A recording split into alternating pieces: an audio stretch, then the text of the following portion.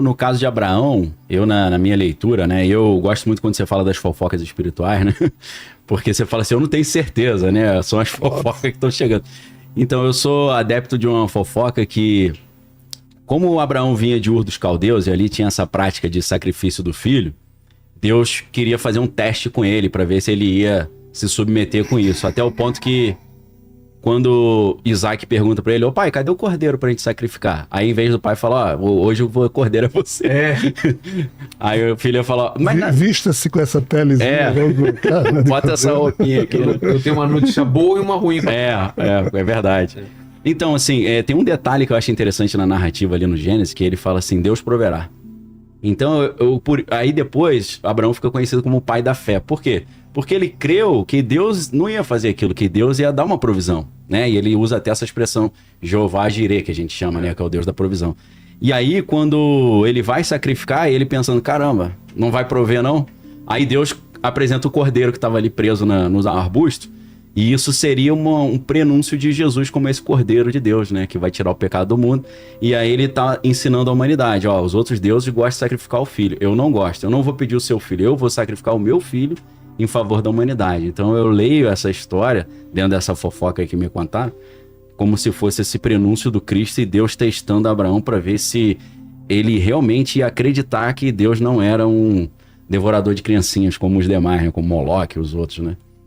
O que você acha disso? É outra fofoca, a minha visão passa por um caminho muito desagradável, sim. Frente a esse aspecto agradável que você coloca, essa teologia da religião, que, entre aspas, tenta, na minha lógica, né, transformar aquilo que é desagradável em aceitável aos nossos olhos, para poder compor uma estrutura de fé.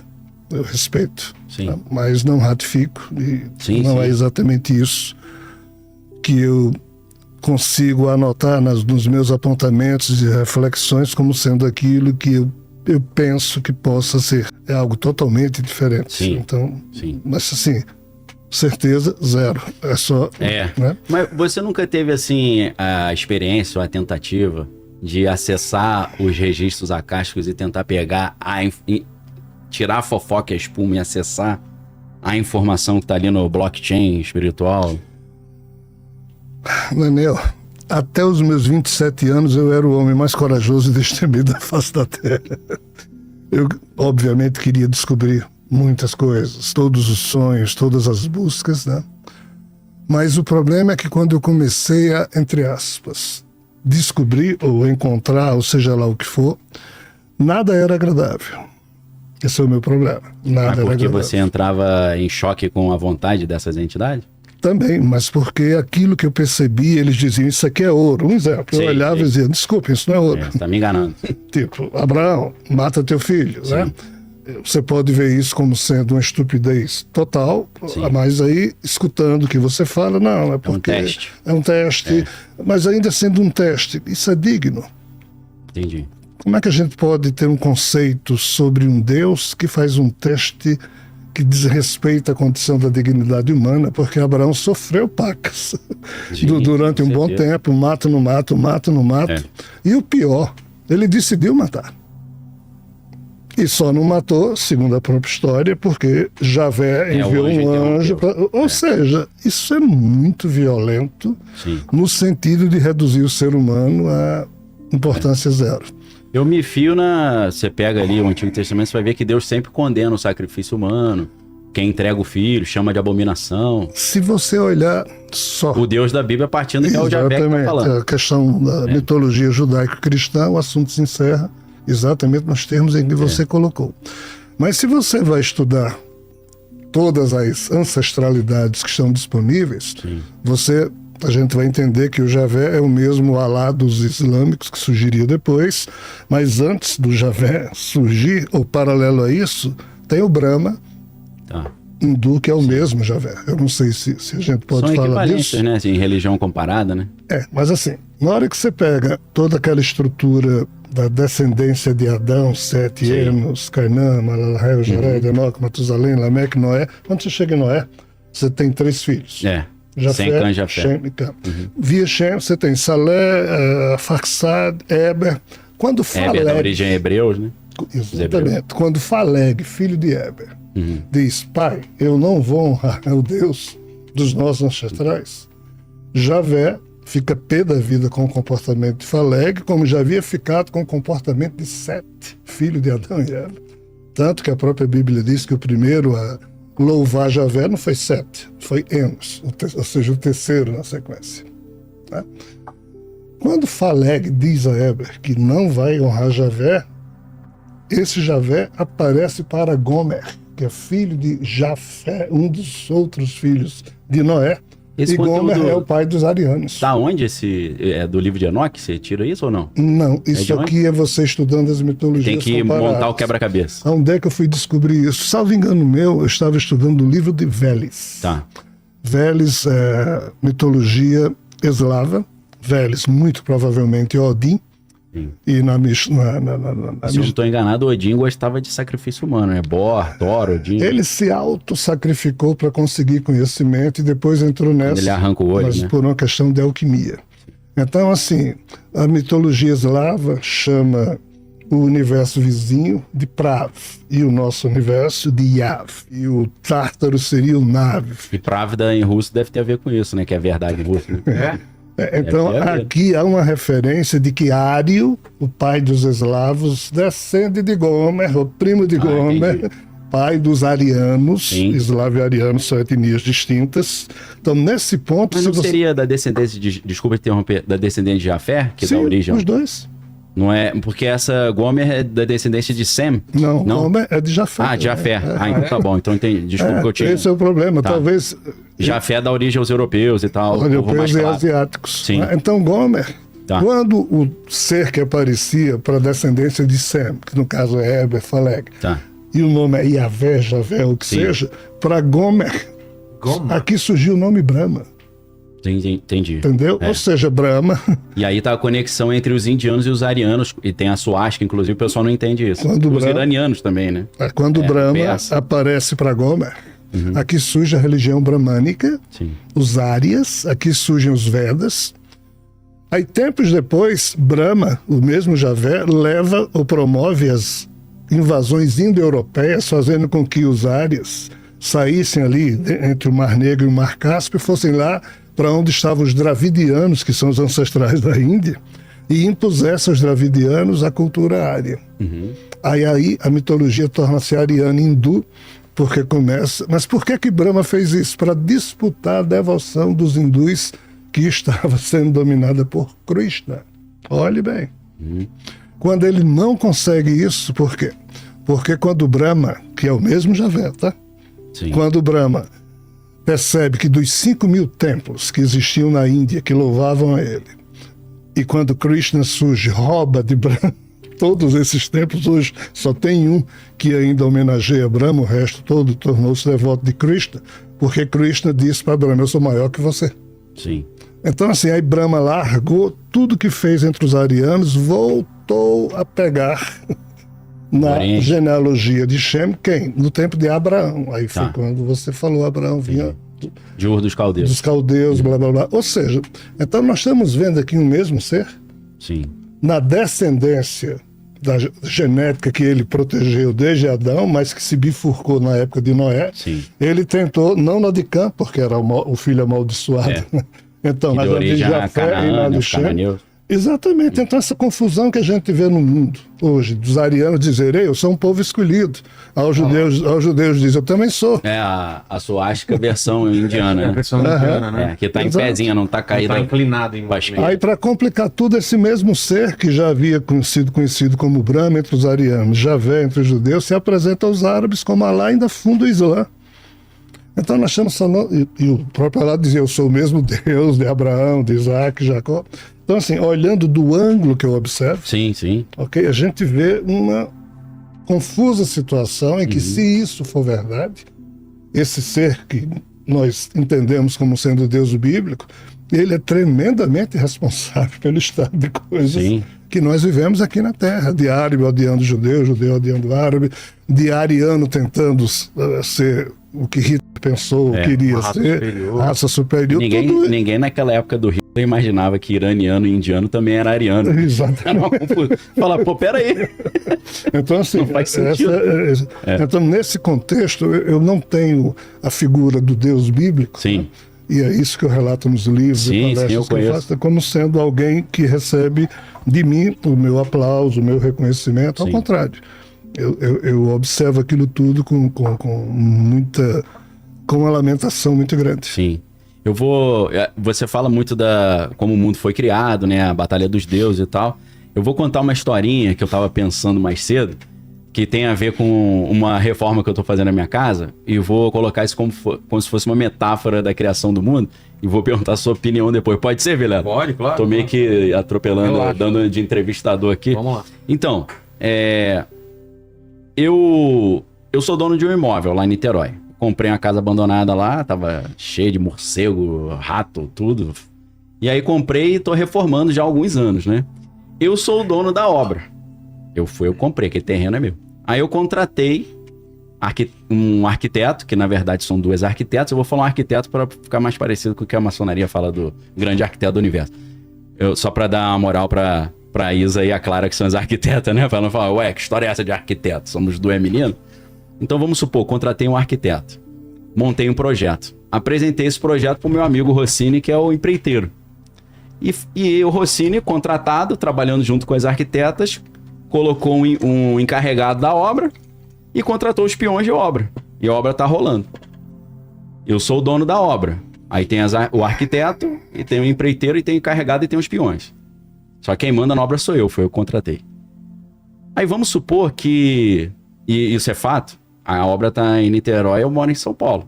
Eu sempre vou lá e olho para ver se o que está sendo feito está de acordo com o projeto e com o que eu quero. Às vezes a gente chega, eu e minha esposa chegamos lá e falamos, isso aqui não era assim, tinha uma janela aqui, cadê? Ah, mas não tá no projeto. Eu falo, tá no projeto aqui, ó. Ih, rapaz, desculpa. Ok. Aí vamos supor que um dia eu chego lá na obra e tá tudo diferente. Aí eu falo, o que tá acontecendo? Não, a gente vai fazer do nosso jeito agora. Eu vou falar, não, então vou ter que demitir vocês. Aí começa o quê? Uma briga, uma lide, né? Uma confusão. Aí eles falam, não, mas a gente tomou posse do teu terreno. A gente pegou um uso capião, que você ficou muito tempo longe e agora essa propriedade é nossa. Eu falei, não, vou chamar meus advogados, vocês estão demitidos.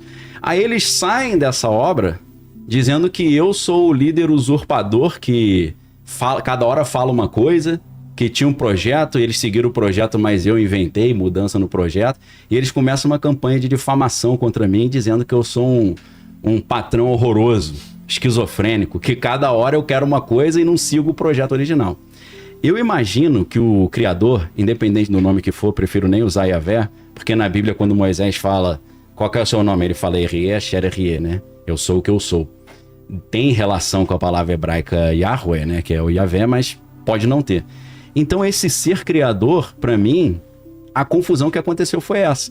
Ele contratou um arquiteto, o arquiteto botou um empreiteiro, botou um encarregado, botou um monte de peão, e eles começaram, você fala muito que eles encontraram um defeito na obra, né? Então eles não, na minha leitura, eles não apenas encontraram um defeito na obra, mas eles encontraram, além do defeito, uma oportunidade de fazer um uso capião naquela obra e ficar com a obra para eles. E isso só colaria para a plateia, né, para a mídia, e vão falar, Daniel é uma pessoa pública, a gente vai precisar difamar o Daniel, porque ele tem mais de 1 milhão de seguidores, ele vai nos difamar, vamos difamá-lo antes. E aí eu me encontro nessa situação, falo, caramba, esses caras estão conspirando para assumir o controle da minha obra, fizeram o uso capião, arrumaram advogado, estão dizendo que a obra é deles, e estão criando uma difamação, um assassinato de reputação. Eu creio que a realidade do mundo criado é semelhante a isso. O criador, ele fez a obra, colocou um engenheiro, um empreiteiro e tal, independente de qual o nome dessas figuras, não vou usar Lúcifer, nem Satanás, nem Samael, nem nada disso. Eu creio que aconteceu isso independente de quem é quem e qual é o nome de quem. Uhum. E virou uma confusão. Cada um querendo assumir a obra. Essa obra. E aí os moradores do condomínio, uma parte fala assim, Daniel tá certo. Outra parte fala, não, os arquitetos estão certos. Porque Daniel não pagou, eles tiveram que botar dinheiro do próprio bolso. Então eles assumiram a obra para eles como pagamento pelos honorários que Daniel não pagou. Aí ficou a confusão do caramba. É igual briga de marido e mulher. Sim. Que assim, a gente discute com a esposa. Você tem uma interpretação, a esposa tem outra, e a vizinha tem outra, o teu amigo tem uma, não é assim? E aí começa uma única história ter várias versões que são altamente contraditórias. Eu creio que algo dessa natureza aconteceu, que teve o criador e designou ali um arquiteto, um empreiteiro, né, um encarregado, e eles quiseram usurpar essa obra e levar o crédito. Independente de Yahvé, Bíblia, Jesus ou não, você acha que faz sentido essa leitura, na sua opinião? Ela é uma excelente metáfora. Sim. Que bem representa a visão judaico-cristã daquilo que é explicado na Bíblia. De que, de fato, há um senhor, um senhorio, um dono. Né? O próprio Jesus, menino, quando ficou esquecido em Jerusalém pelos pais, reza a fofoca espiritual que ele ficou 3 dias lá, escutando os doutores da lei. E isso aí está no Evangelho. O que é que não está no Evangelho? É que quando ele estava lá escutando um dos doutores da lei, lendo o livro da sabedoria de Salomão, fala em Rockman. Sim, a sabedoria. Aí pergunta... Que é a Sofia, disse, né? Na quem é Rockman? Aí o nosso amigo doutor da lei teria dito, é uma espécie de diretor executivo de Deus, que faz as obras junto com Deus, em nome de Deus, blá, blá, blá, blá, blá. Direito dele. Que seja.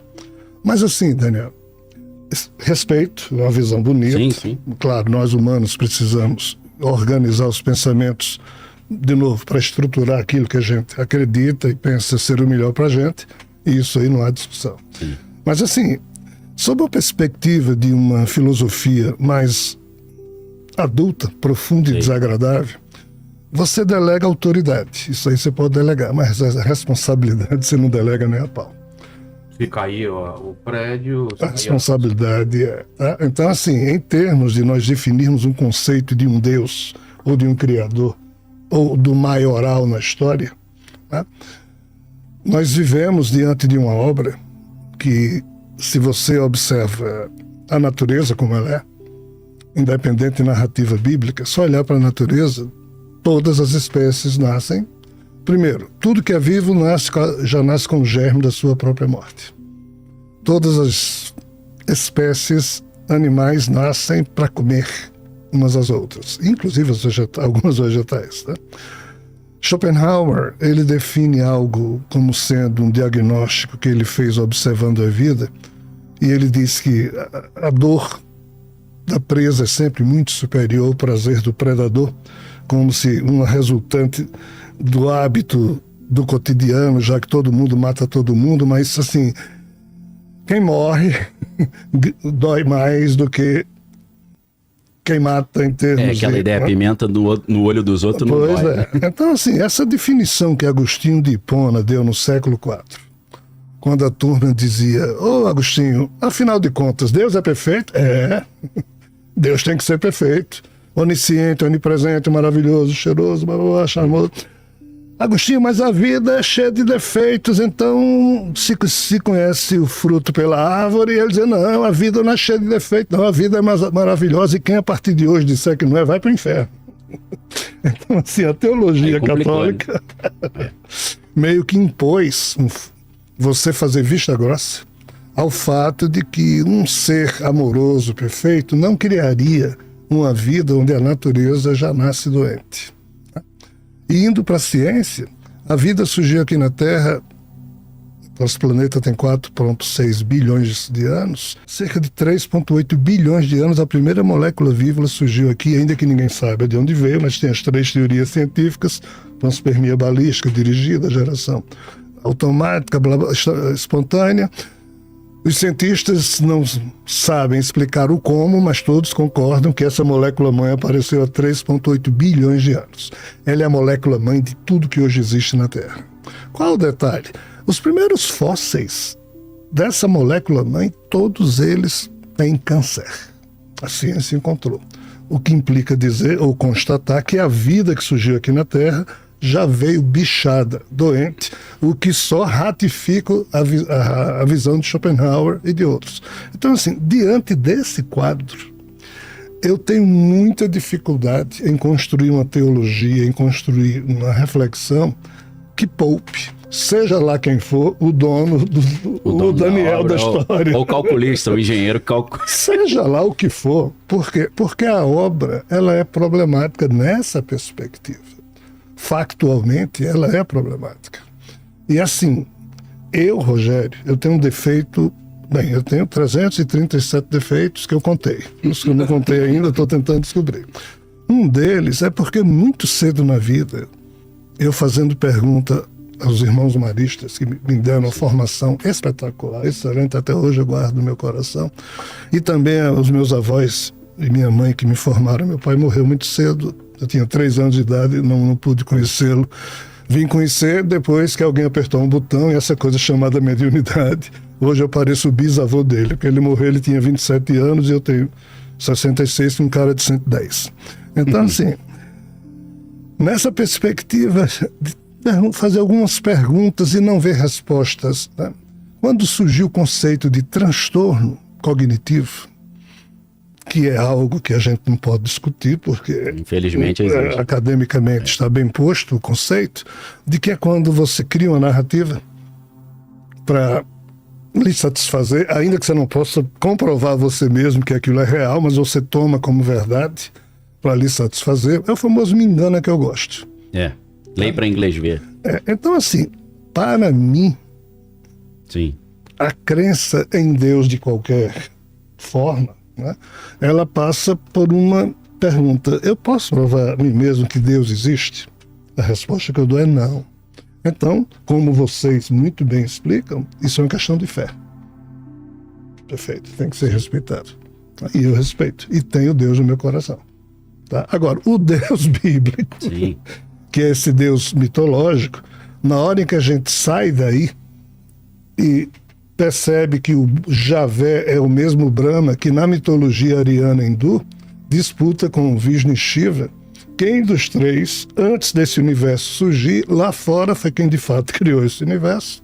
E agora que os três estão aqui dentro, quem dos três manda? Então, assim, as mitologias anteriores à mitologia judaica retratam um quadro de onde aquele ser sai e diz que é superior a todos os outros deuses, e ele monta a história hebreia, judaica, que é hoje a que nos formou aqui no Ocidente, e então surge a questão do único Deus, né? Então, assim, ainda que o que você colocou tenha toda uma racionalidade muito bem estruturada, mas ainda assim eu penso que não justifica, porque você pode delegar autoridade, responsabilidade não. E se a coisa existe desse jeito, e ele é o criador, o Daniel, o dono do terreno, tá certo? A responsabilidade é do Daniel, se ele contratou um arquiteto. Esse é o Espaço em Cenas. Se você gostou do conteúdo, não se esqueça de deixar o seu like e se inscrever. E se você quiser continuar se informando, assista o próximo vídeo que está aparecendo aqui na tela.